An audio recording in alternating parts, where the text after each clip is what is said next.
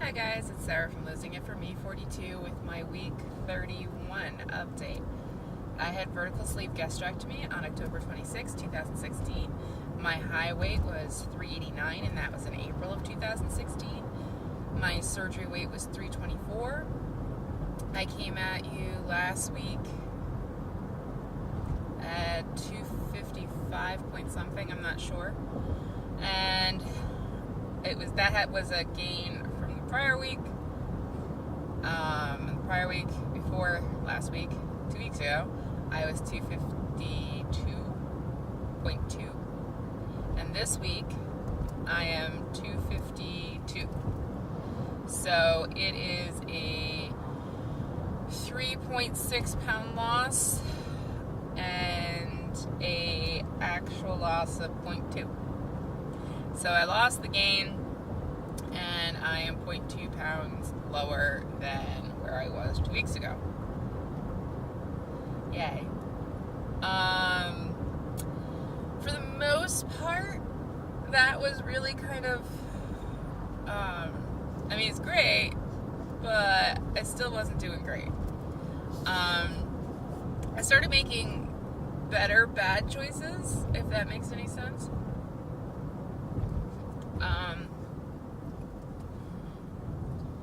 Starbucks. I don't usually get Starbucks. I usually have my little protein coffee, but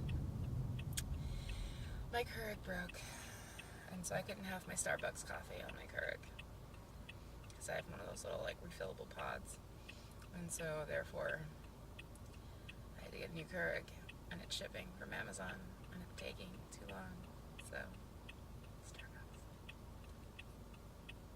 I also got a billion gift cards for Christmas from work people, and so I have a billion. I have 10. I have 10 Starbucks gift cards. I literally sit there at the window and just hand them to them, going I don't know how much money is on everything. I know you can check and you could also roll your balance, but that's, stuff that I don't think about all that often. Anyway, so yeah, I started making better bad choices. I got sugar-free chocolates and sugar-free candy, and I got a bag of Skinny Pop, and so I was doing bad. I was overeating, and I was not eating well, but I was trying to stay in plan while doing it, if that makes any sense. At least stay in what foods I should actually be eating. Not that I should be eating sugar-free candy, but just looking at the stats on sugar-free candy, it ain't that much better. It ain't that much better. So, in general, I think it helped, but my weight's been, since yesterday, which was Wednesday, which is my update day, my weight has gone back up. It is really fluctuating like crazy. I'm eating crap. I'm eating terribly. I've decided that today, Thursday, is the first day, and I'm going to really work. That was sneaky, Mr. Cop. He's hiding in bushes, in a tree, basically. But today is the first day that I am really just going, no more carbs, no more sugar, no more sugar-free. I am going back to basics. I have liquids planned for the day. I conclude yogurt as liquid. So I'm going to have a protein shake for breakfast, a yogurt for lunch, and then I'll have dinner. And I find this helps a little bit. Every time that I've done full liquid days, I don't get the restriction everyone talks about afterwards. And honestly, I tend to psychologically have issues with it, and I also feel really weak. And so I'm I need more protein. I need more calories. And I know that people say, like, you can really do, you know, some damage with calories. Like, you can really get some up calories on a liquids day. I'm too lazy for that. It takes way too much, like, I don't know, thought to do more than a protein shake and a yogurt. And I've done this a few times, and it helps, like, really, especially after I've indulged in things that I shouldn't, and my body just wants to detox from it. And if I throw myself into, like, veggies and, you know, whole foods, I'll very easily go sideways. So today is about going straight down that path, and just be getting back on the track. Yeah, because I've been eating like shit. Like yesterday, I had seasoned curly fries. And I was surprised at how many of them I could eat. I also had a panini, but I took like 2 bites of the actual like bread, and I wanted to puke because I was so full. Which was nice that the bread actually filled me up, because sometimes carbs don't fill me up. But these carbs definitely filled me up, especially on top of seasoned fries. Yeah. So, bad eating, bad choices. I took a mental health day yesterday. I did pretty well. Like, I couched for most of the day, and I binge watched the Twilight series because, you know, it's Sarah time. And then I did dishes, and I mowed the lawn. And can I just say that the fact that, like, you know, I would have put off mowing the lawn, like, pre-op, like, Lazy Sarah would have not mowed the lawn. Lazy Sarah would have been like, oh, my back, I can't do it. Even if my back really didn't bother me, I would have been like, oh, my back. Because I hate mowing the lawn. Now I don't mind. I don't really care. And I was thinking as I was doing it, like, my father used to use this as, like, not punishment, but my father used to, we always had to do chores. And, like, that was in my father's mindset of, like, I had kids so that they would do all of, like, the around-the-house things. And so that's what we did. And the one I hated the most was mowing the lawn. Of course, I was, like, 8, and the lawn was, like, half an acre, which was fucking huge. And this, dears, is back before riding mowers. Not that we could have afforded a riding mower, even if they existed. So yeah, hated mowing the lawn. And I was like, meh, the lawn's really grown a lot since it hasn't stopped raining. God, never stops. It never stops raining. This has been the Mayest May that ever made. And it was like, it's weird because usually we get rain in April. We got rain in April and May. It just hasn't stopped. It's never going to stop raining. And it did rain yesterday after I mowed the lawn, which was really, really pleasant. That at least waited, because it was clear skies, sunny as fuck. And when we went to the diner afterwards, it was like torrential downpour for a good 45 minutes. But yeah, so I've had a bunch of stuff going on, and underneath it all, everything's great. I'm very happy. I have lots of positives going on, but unfortunately I have one big immediate thing that is pressing in on my life and affecting things. And when you really care about somebody and you're very close to somebody and they are having a really, really hard time, it is I'm sorry, that's just a weird light reflection. It is very hard for you to not be affected by that.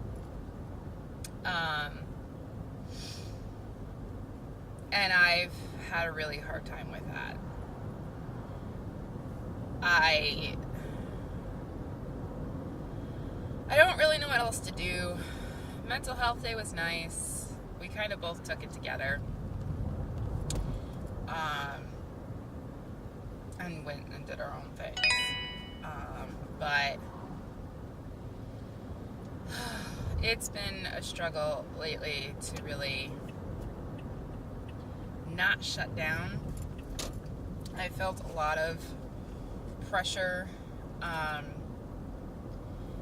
just in general, I think the thing is after my mother died, I've always been Superwoman, Wonder Woman, whatever the hell you want to call me, strong woman. And when my mother died, that kind of broke inside me. I used it all up. And really, I don't like to be strong anymore. I don't like to be the emotional strength. I find it incredibly taxing. And it's very difficult for me to do. I don't know why. I used to be, the rock of every situation, and I still am. Like, I'm still capable of doing it. It takes so much more out of me now. So, yeah, that is pretty much what's going on, is I'm trying to deal with that. Underneath it all, things are great, but it's been hard.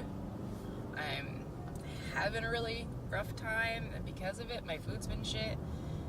And I've been buying way too much stuff. Money's been crappy. I did go away with my girlfriend for the weekend. I had a girls' weekend, and that really helped get my head back on straight. And I came back, and I updated you guys a little on my getting my shit together stuff. Girls' weekend was pretty good. I had a couple beers, which wasn't good. I drank a lot of rum, which was good. And made me also realize that I need to drink. If I'm gonna drink, I need to drink calorie-free stuff. So, but I won't drink because I'm back on plan. But my drinking got a little. I started drinking a lot. But we had a really good time. I gambled. I'm not a gambler, but I could be a gambler. Yeah, that's something to watch out for. I really had a good time. I spent all the money, but I did not. Well, I did a little. Just a tiny bit, but I didn't take out any more money. I just used what little cash I had left, and I used that as well. But that was the part that was bad. I was like, no! But I didn't take out more money, which was good.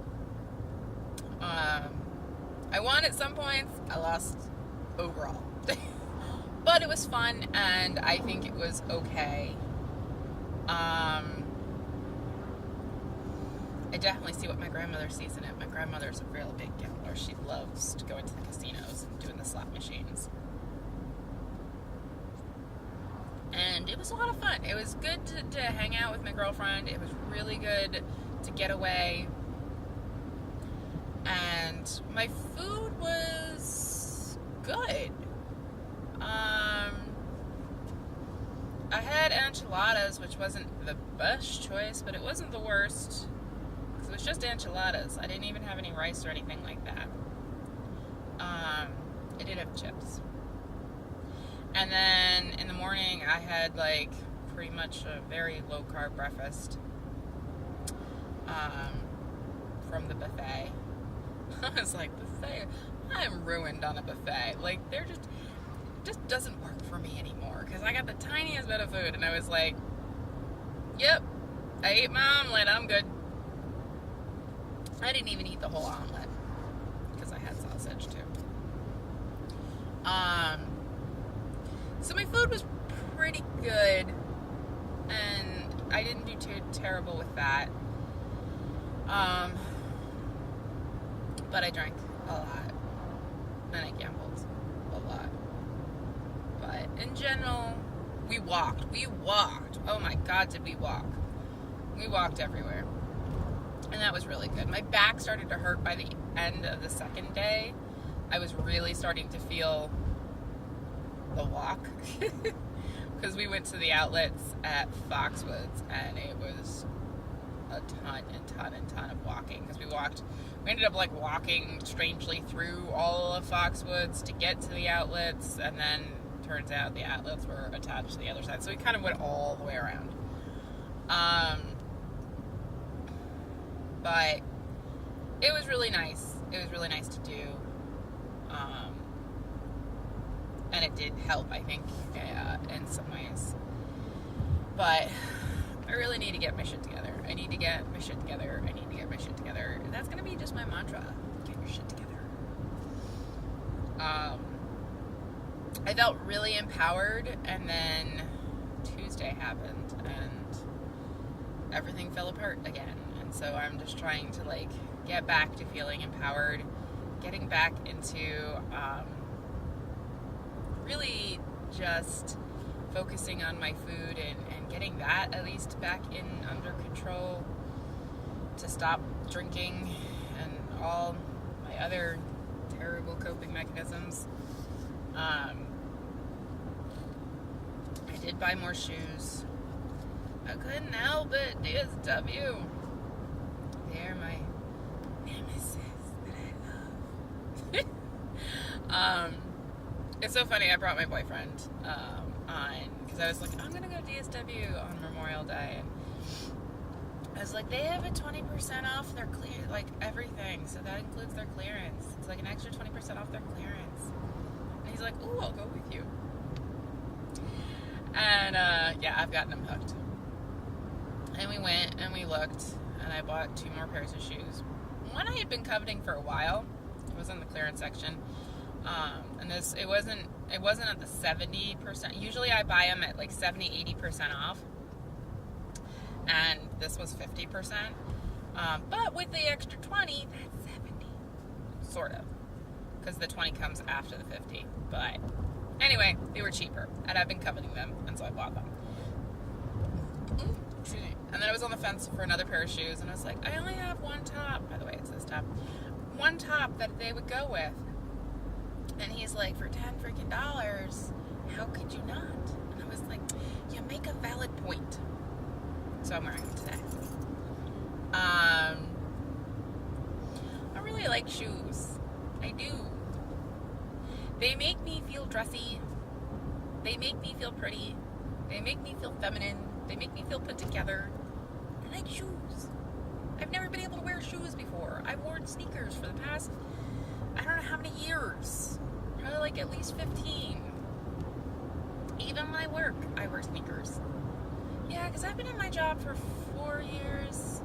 And then I was at the job before for 6 years. Yeah, I've probably worn sneakers for at least 15 years. So, to be able to wear something other than sneakers is nice.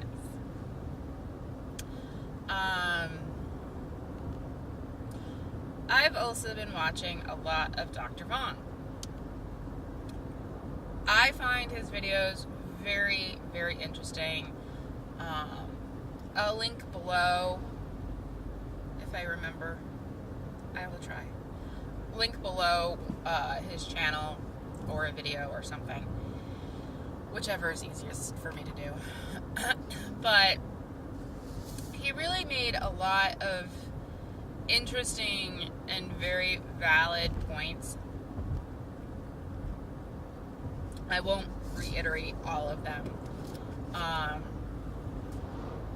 But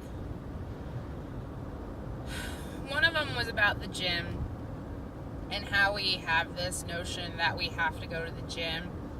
And it was very much on the same level that I have about how people think they need to run. And that running equals fitness. And it's this thing I've watched. I don't know how many people do this. Who are like, I'm going to get fit. I'm going to start running. And I'm always like, running is really hard on your body. And especially if you're still very heavy, running is pretty hard on your body. And, it's not always, that's not just the sign that you're fit, but a lot of people get this notion in their head that if they're going to be, like, active and fit, they need to run.